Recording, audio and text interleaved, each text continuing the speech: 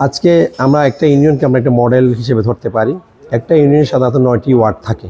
9টি ওয়ার্ডে ওখানকার লোকালি আমরা জানি, ওখানে এখন যেহেতু ভারপ্রাপ্ত চেয়ারম্যান আছে এবং ইউপি সদস্য আছে, প্রত্যেক ওয়ার্ডে স্কুল মাদ্রাসা আছে।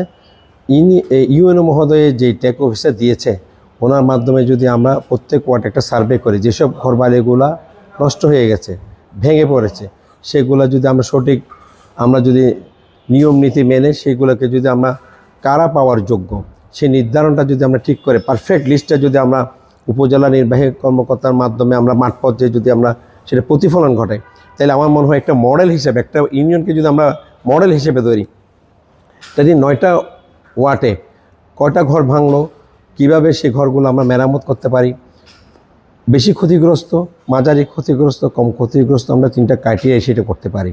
আমরা 7 এবং 7দের মধ্যে আমরা যদি একজনে না পারি, সেটা 10 জনে মিলি করি, 10 জনে না পারি 20 জনে মিলি করি। আমার মনে হয় আমাদের মানুষের যে ভালো মানসিকতা রয়েছে সেটা তো আমরা দেখতেই পাচ্ছি।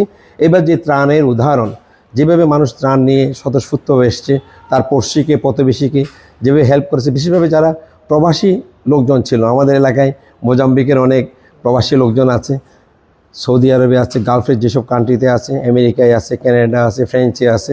আমরা ধর্ম মত জাতি ধর্ম নির্বিশেষে, দল মত নির্বিশেষে সবাই যদি আমরা মানবিক এই বিষয়টা মানুষের জন্য এই দিকটা বিবেচনা করে মানুষের সহযোগিতা যদি আগেই আসে, আমার মনে হয় একটি বাড়িও পরিপূর্ণতা না পেয়ে থাকতে পারবে না।